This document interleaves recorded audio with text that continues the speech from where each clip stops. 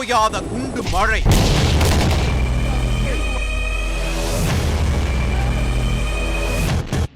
சிதறிக் கிடக்கும் பிணக்குவியல்கள். உக்கிரமடையும் Israel Gaza போர்.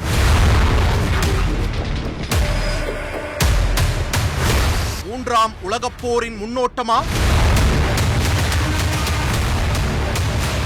போர்க்களத்தில் உங்கள் தந்தி டிவி நேரலையில். ஒரு வரலாற்று தருணத்தில் நாம் நிற்கிறோம். இஸ்ரேல் ஹமாஸ் மீது போர் தொடங்கி இருக்கிறது. இந்த போரை எதிர்கொள்ள நடத்த ஒரு போர் அமைச்சரவையை உருவாக்கி இருக்கிறது இஸ்ரேல் அரசு. இந்த போர் அமைச்சரவையில் பங்கேற்றிருக்கக்கூடிய முக்கியமான போர் அமைச்சர், இஸ்ரேலுடைய முன்னாள் துணை பிரதமர், பல்வேறு முக்கிய இலாக்காக்களை இஸ்ரேல் அரசுகளில் வகித்த முக்கிய இஸ்ரேல் அரசியல் தலைவர் திரு Gideon Sa'ar அவர்கள் நம்மோடு இருக்கிறார்.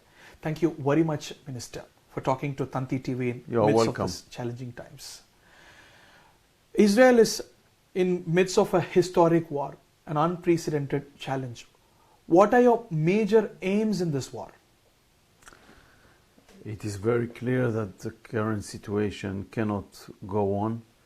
We had during the last years 6 military rounds with terror organizations in Gaza Strip. But this was unprecedented in terms of number of civilian casualties, horrors they did for against Israeli citizens, butchering, raping, burning,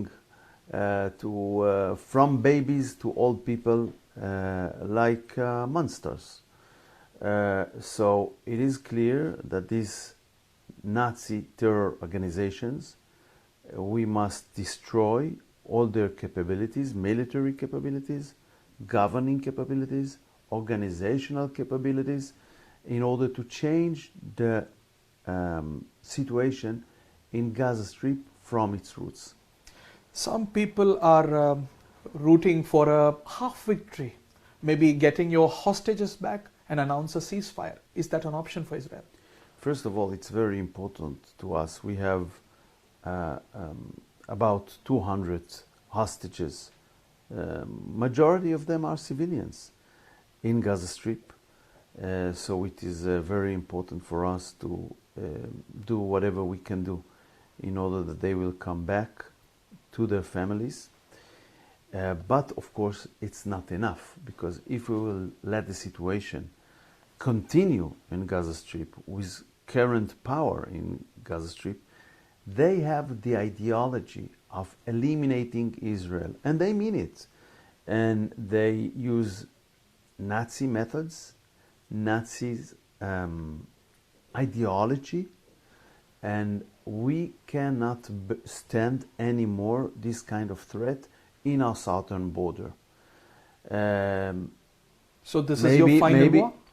It is. So this is your final war against Hamas? I'm not saying it is our final war, you know, because in our neighborhood, Israel, since its establishment, had so many wars.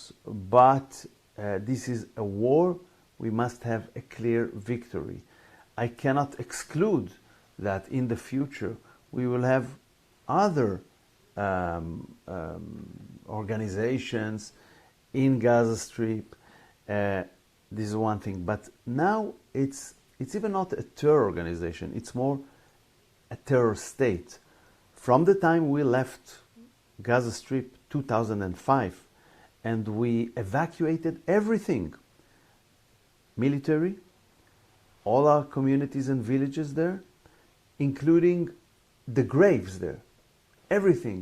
But ever since, Gaza Strip attack Israel time and again, rocketing, time and again missiles against our civilians, to our cities, thousands of missiles every round. So it's just an unbearable situation, and we must defeat those two terror organizations, Hamas and Islamic Jihad. There are a few more. Yeah, these are they are the armies. It's not really terror organizations, it's armies in Gaza Strip.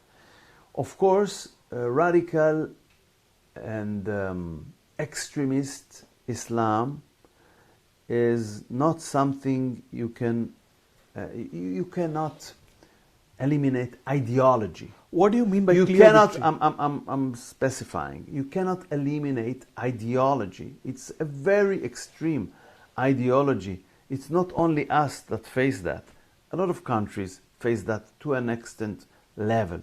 But you must eliminate military capabilities and to make sure that the current government there will not last after what happened on 7th October. Meaning the elimination of Hamas in entirety. Yes, I'm speaking about the military capabilities, organizational capabilities, and governing capabilities of Hamas in Gaza Strip. Some question about the proportionality. How proportionate is your response to what happened, especially in the West, in the Arabic world? They question the proportionality of Israel's counter-response, counter-attack. Is it proportionate? The proportionality principle, according to the international law, must exist between what you do from the operative point of view to the objectives of the war, to the military objectives. Israel is a country of a rule of law.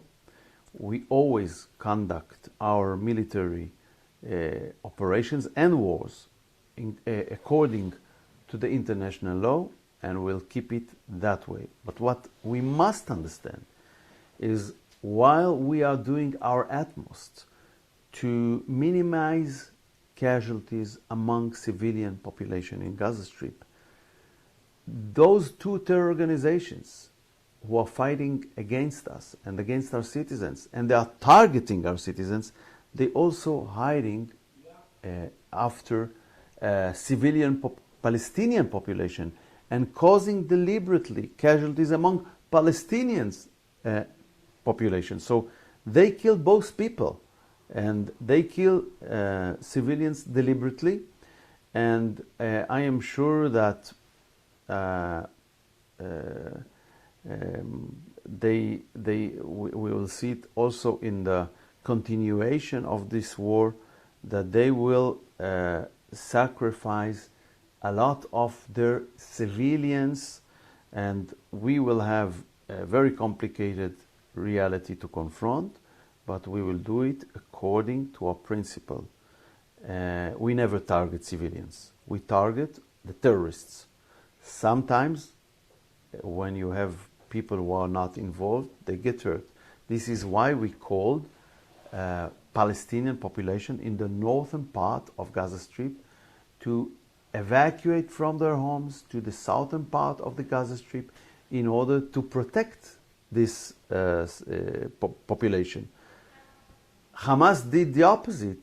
He tried to convince, sometimes by force, this population to stay there in order to have this human shield.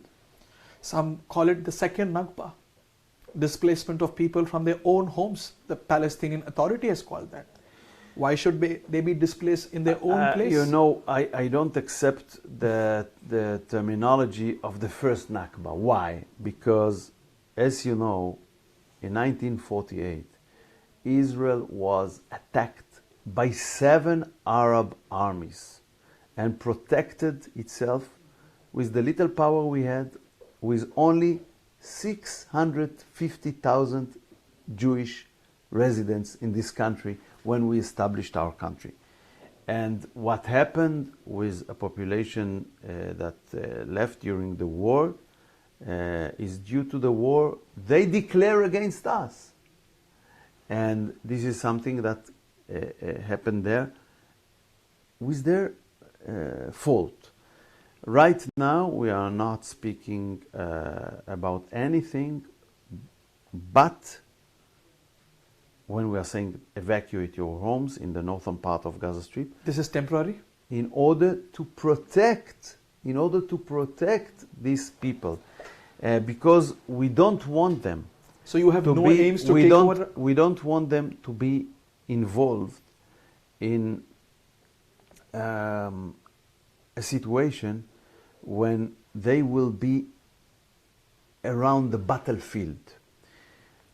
On the other hand, it is not connected. I've heard today Prime Minister of Scotland saying his country agree to accept refugees from Gaza Strip. We praise him for that. It's okay from our point of view.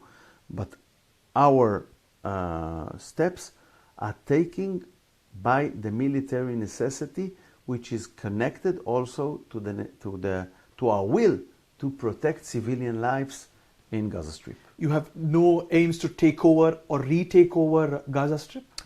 We don't want to sit consistently in Gaza Strip in the future, but what we will do, we will have to take some security zones near our borders in the eastern part of Gaza Strip, in the northern part of Gaza Strip, because what we saw 2 weeks ago when they killed more than 1,000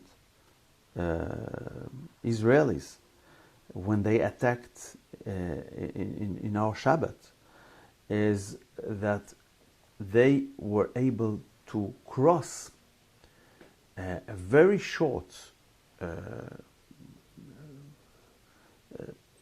way in order to reach to our villages and to kill our people.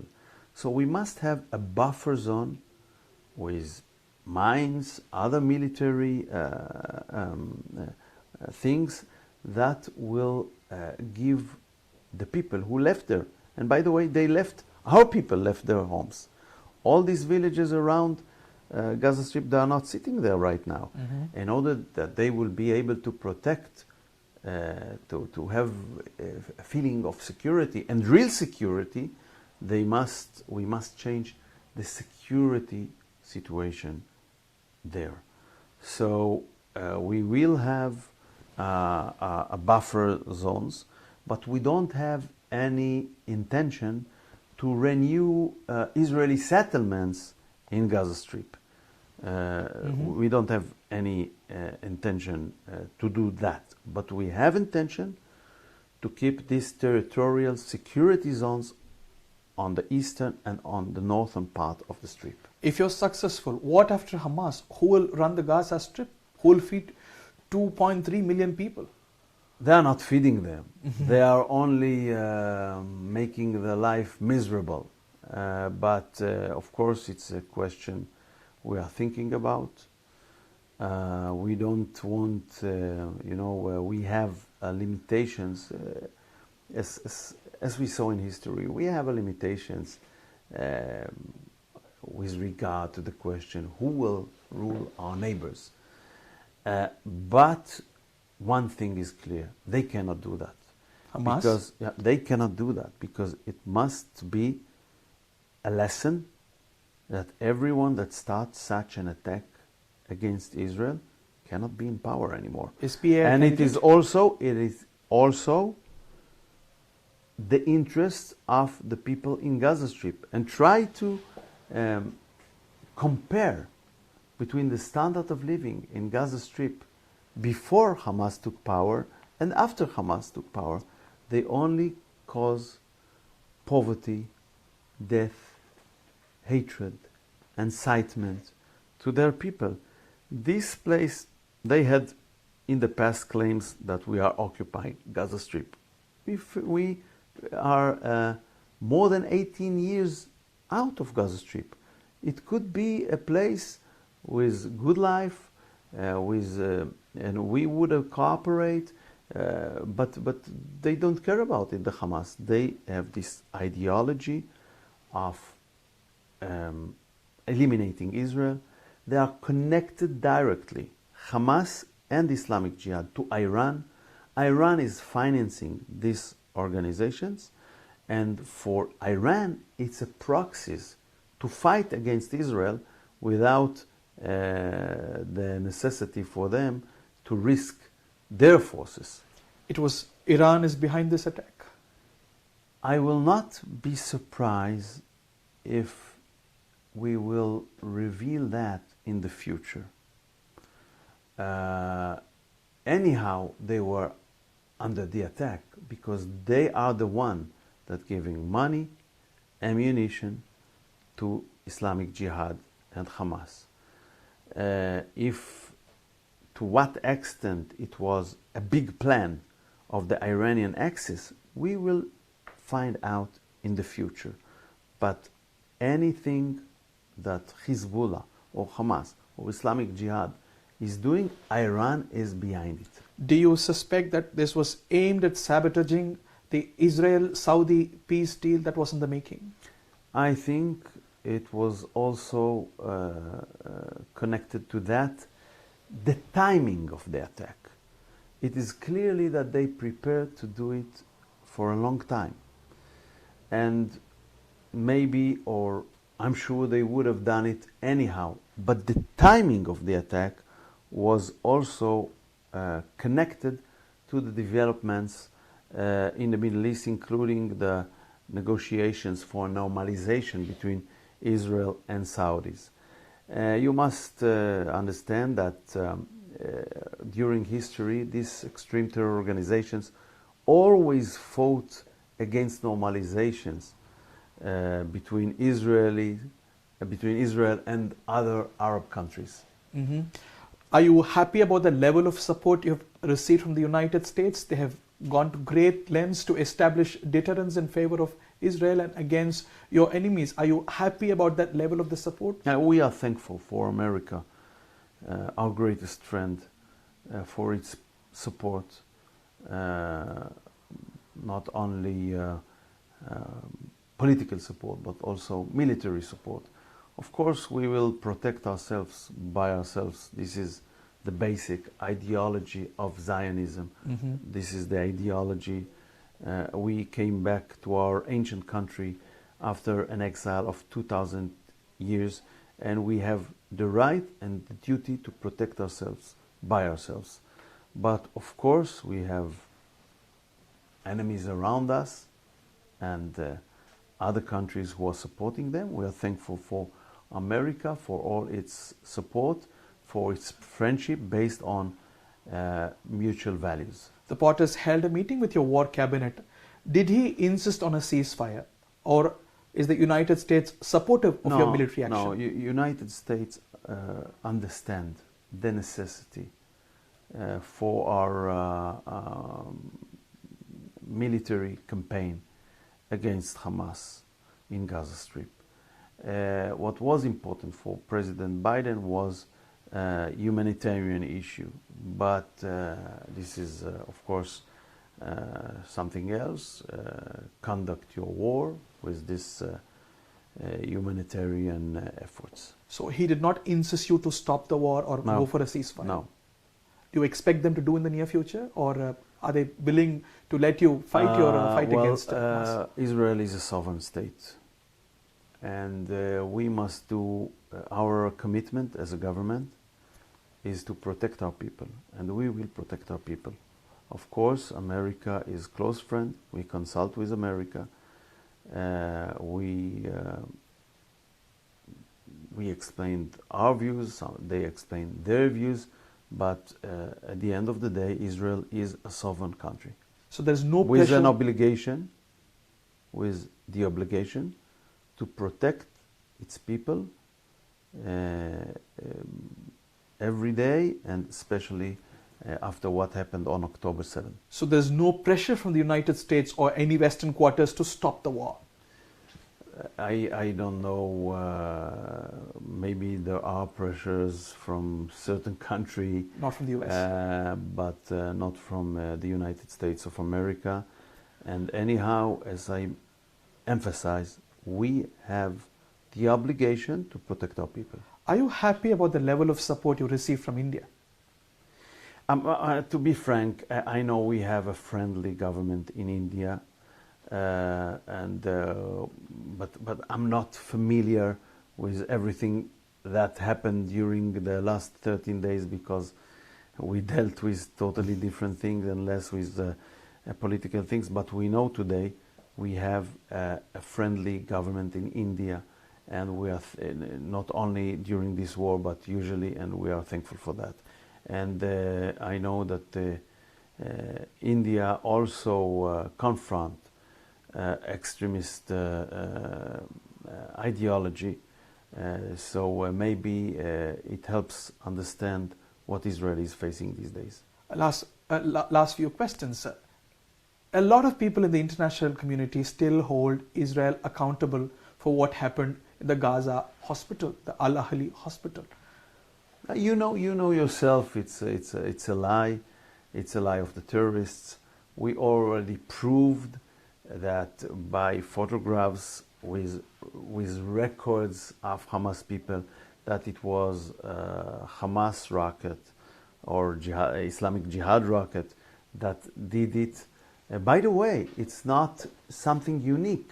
If you will check out, you will find that these rockets killed more Palestinian citizens than Israeli citizens. About 10% of the rockets they are sending exploding in their territory. So as I said previously, they are causing death among Palestinians as much as among Israelis. We exposed their lies, and United States of America, United Kingdom and other countries totally stood after after they saw proofs that we are right and this was a lie. But to tell you the truth, they are using lies all the time. So one must, with everything they say, this time we had proofs. The Arab world doesn't buy your version. The Arab world doesn't buy your version. The question is, of course, who in the Arab world? Sometimes you have certain media in the Arab world that repeat the lies of the terror organizations, and it influence, it's a pity. But a lot of people in the Arab world, they know exactly who is Hamas. And I hear it, by the way, I hear it a lot from our Israeli Arab citizens. We have about 20% of Israeli Arab citizens. And I think from what I see, so many of them understand perfectly that what is Hamas, and they are 100% after the objective of defeating Hamas in this war. These are busy times for you. I'll shoot my last question. Why did Israel not see this coming? How did Israel not see this coming? This is a billion-dollar question that a lot of Israelis ask. It has surprised the international community as well. Yeah, there's no doubt we had a big failure of our intelligence. We will investigate that after the war, but right now we are concentrating only on one thing: the war and winning the war. And after that we will have time to deal with what happened, why it happened, and what we must improve in order that it will not happen again, not there and not in any other front. Thank you very much, Minister. You are welcome. ஓயாத குண்டு மழை,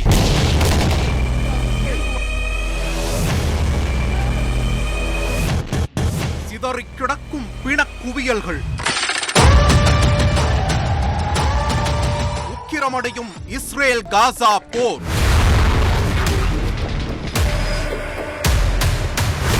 மூன்றாம் உலகப் போரின் முன்னோட்டமா? போர்க்களத்தில் உங்கள் தந்தி TV நேரலையில் செய்திகளை உடனுக்குடன் தெரிந்து கொள்ள உடனே சப்ஸ்கிரைப் பண்ணுங்க.